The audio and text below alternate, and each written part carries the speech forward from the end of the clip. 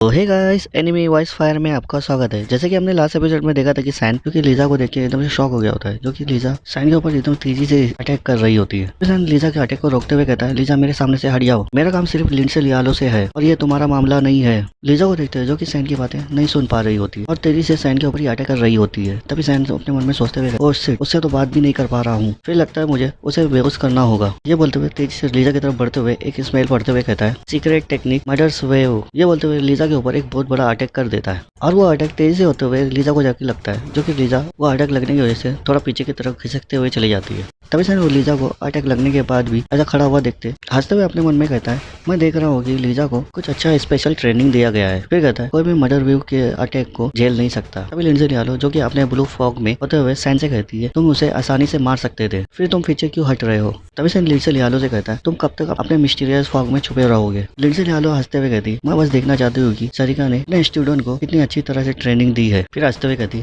क्या तुम मुझे हरा पाओगे। तभी से सरिका मैम का जैसे ही नाम सुनता है, वो अपने मन में सोचते हुए कहता है, वो सरिका के बारे में कैसे जानती है और वो एक दूसरे को कैसे जानते हैं। तभी लिंडसे लियालो कहती है, लेकिन क्या ये सचमुच मेरे बारे में चिंता करने का समय है। तभी सैन सामने की तरफ जैसे देखता है, एकदम से देख के एकदम से शॉक हो गया होता है, जो कि लीजा अपने नाइफ को लेते हुए मल्टीपल अटैक बनाते हुए एक स्पेल पढ़ते हुए कहती है, नीडल शावर। तो वे सैन के ऊपर पूरा अटैक कर देती है। सैन भी ऐसे तैसे करके तेजी से होते हुए उस सभी अटैक को डॉज कर रहा होता है। लीजा जो कि अपने अटैक को ऐसा फेल होता हुआ देख के वो भी तेजी से बढ़ते हुए सैन के ऊपर अटैक कर देती है। तभी सैन भी लीजा को ऐसा अटैक करता हुआ देख के जल्दी से अपने दोनों हाथों को उसके नाइफ को पकड़ते हुए उसके अटैक को रोक देता है। तभी हम देखते हैं लीजा को जो कि सैन से कहती है, हो सकता है कि मैं कूतर से अपना नाता तोड़ चुकी हूँ, लेकिन तुमने जो मेरे फैमिली के एक मेंबर को मार दिया जो कि वो कूतर था और उसको मुझसे दूर कर दिया है, उसका तुम्हें भुगतान करना होगा सैमान। तभी सैन ये सुनने के बाद कहता है, तो तुम दोनों का पहले से ही कोई संबंध था। तभी सैन लीजा की आंखों में देखते हुए कहता है, वो आंखें, ये तो शैडो साइकी की पावर के अंदर उसके आदेशों का पालन कर रही है और लिंडसे लियालो ने उसकी मेमोरी का इस्तेमाल उसे खूनी बनाने में कर दिया है और मेरे तरफ इतना क्लोज आना ये इसके लिए बहुत गलती थी। ये बोलते हुए लीजा को गले से पकड़ लेता है और उसे जमीन में गिराते हुए उसके गले पे मारते हुए उसे बेहोश कर देता है। फिर लीजा को देखते हुए कहता है,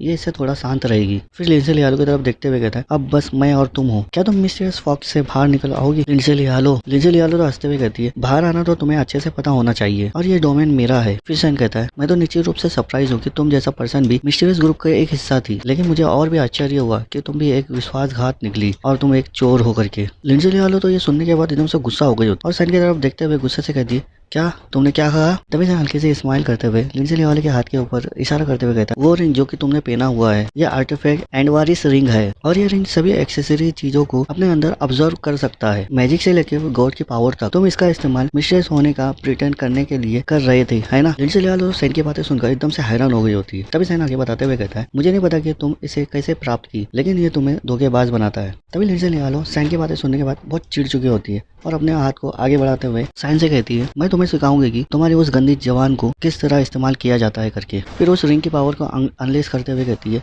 मेरे अलमाइटी पावर के सामने झुक जाओ। तभी सैन देखता है कि वो उसकी बातों में आ गई है। तभी लिंडसे लियालो एक स्पेल पढ़ते हुए कहती है, power of the God of the black mysterious vapour. ये बोलते हुए एक डोमेन बना लेती है और कहती है, केवल मैं ही इस स्पेस में इंटर कर सकती हूँ और केवल मैं ही इसके अंदर मूव कर सकती हूँ। तभी हम सैन को देखते हैं जो कि उस डोमेन के स्पेस में फंस गया होता और उसकी जरा से भी बॉडी मूव नहीं कर पा रही होती है। तभी लिंडसे लियालो सैन के पास आके कहती है, पूरी तरह से हेल्पलेस होना ये तुम्हें कैसा लगता है और यही ट्रू पावर है। ये बोलते हुए अपने हाथ में एक नाइफ ले लेती है और सैन से कहती है, अब तुम्हारे जाने का समय हो गया है, अलविदा बेचारे साइमन ऑफ लिमैया, या फिर मैं ये कहूँ साइमन ऑफ मिस्टीरियस। तभी लिंडसे लियालो को किसी की आवाज सुनाई देती है, वो एकदम से हैरान हो गई होती है। पीछे से वो पर्सन कहता है, आखिरकार मुझे मिल ही गया। फिर उस जगह को देखते हुए हंसते हुए कहती है, लेकिन ये क्या स्पेस है। तभी लिंडसे लियालो थोड़ा शॉक हो जाती है और जल्दी से पीछे की तरफ जैसे मुड़ के देखती है, उसके डोमेन में क्रैक आने लगता है और धीरे धीरे करके उसमें वो बड़ा होने लगता है। तभी हम देखते हैं वो पर्सन और कोई नहीं कैरम है जो कि उस क्रैक को फाड़ते हुए उसके अंदर घुसने लगती है और गुस्से से लिंडसे लियालो को ही देख रही होती है और उससे कहती है, ये क्या है, क्या तुम मेरे मास्टर के पीछे पड़े हो। तभी लिंडसे लियालो कैरम को ऐसा घुसता हुआ देख के एकदम से शॉक होते हुए कहती है, क्या वो इस डोमेन के अंदर कैसे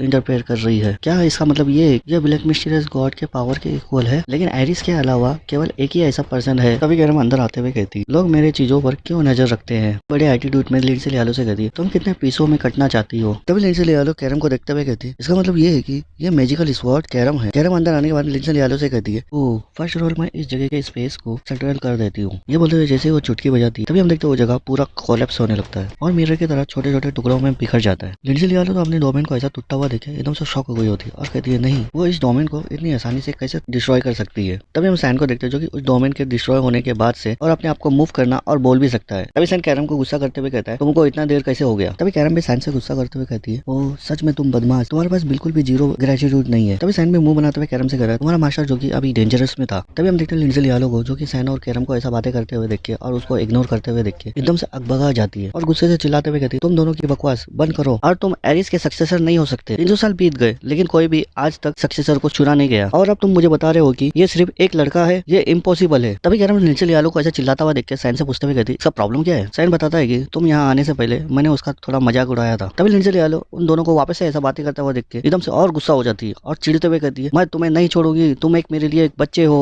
ये तो बोलते हुए एकदम तेजी से बढ़ जाती है उनको मारने के लिए। फिर तेजी से बढ़ते हुए सैन को बोलते हुए कहती है तुम मुझे अंडर एस्टिमेट कर रही हो, ओके बस सक्सेसर। तभी कैरम और सैन उसको ऐसा आता हुआ देखे कहते हैं तुम्हारी बातें हमारे लिए जीरो कंपोजर है। फिर सैन और कैरम कंबाइन होते हुए तेजी से होते हुए लिंडसे लियालो की तरफ तेजी से बढ़ते हुए कहते हैं तुम असिस्टेंट बनने के लायक नहीं हो। फिर लिंडसे लियालो और सैन दोनों भी एक साथ सेम अटैक करते हुए कहते हैं मिस्टीरियस ब्लेड फॉगी टेम्पेस्ट। ये बोलते हुए दोनों आपस में लाइट की स्पीड से लड़ते हुए आपस में एक दूसरे को टक्कर दे रहे होते। तभी हम देखते हैं सैन को जो कि तेजी से होते हुए लिंडसे लियालो के ऊपर एक जोरदार अटैक करता है जिससे कि लिंडसे लियालो थोड़ा दूर जाके नीचे गिरती है धाड़ करके और उसके हाथ से उसका नाइफ भी नीचे गिर जाता है। तभी सैन लिंडसे लियालो के ऊपर अटैक करने के बाद कहता है तुम्हें मुझ पर अभी भी शक है। तभी स्वॉर्ड में से कैरम कहती है तब मुझे लगता है कि तुम्हें गॉड का पावर दिखाना होगा। तभी हम देखते हैं लिंडसे लियालो को उस जगह से ऐसे तैसे करके उड़ने की कोशिश कर रही हो। तभी उस जगह पे उसको बहुत पावरफुल कुछ सेंस होता है। तभी सैन एक स्पेल पढ़ते हुए कहता है power of the God of the black mysterious adamant. ये बोलते हुए हम देखते हैं सैन की तरफ एक बड़ा सा फायर का बॉल बना दिया होता है और उसे बनाने के बाद लिंडसे लियालो से कहता है और तुम्हारी छोटी सी रिंग के साथ इसे ब्लॉक करके दिखाओ। ये बोलते हुए लिंडसे लियालो की तरफ वो अटैक कर देता है और वो अटैक तेजी से होते हुए लिंडसे लियालो की तरफ तेजी से बढ़ रहा होता है। तभी लिंडसे लियालो उस अटैक को अपनी तरफ आता हुआ देख के उसी की तरफ देख रही होती है और अपने पास्ट के बारे में याद करने लगती है जहाँ पर ब्लैक मिस्टीरियस का हॉल दिखाया जाता है जहाँ पर तरीका जो कि लिंडसे लियालो से कहती है क्या सच में तुम इस जगह को छोड़ के जा रही हो। तभी लिंडसे लियालो कहती है मैंने तुमसे कहा था मैं ऐसे नहीं जी सकती, हमेशा छुप छुप कर रहना और सक्सेसर के आने का इंतजार करना। तभी सरिका लिंडसे लियालो की बात सुनने के बाद कहती है ठीक है लेकिन तुम्हारा ये कहना ये शर्म की बात है। लिंडसे लियालो सरिका की तरफ मुड़कर देखते हुए कहती है क्या तुम मुझे मारने के लिए आओगे। तभी सरिका लिंडसे लियालो से कहती है नहीं मेरे पास पहले से ही बहुत सारे इविल लोग हैं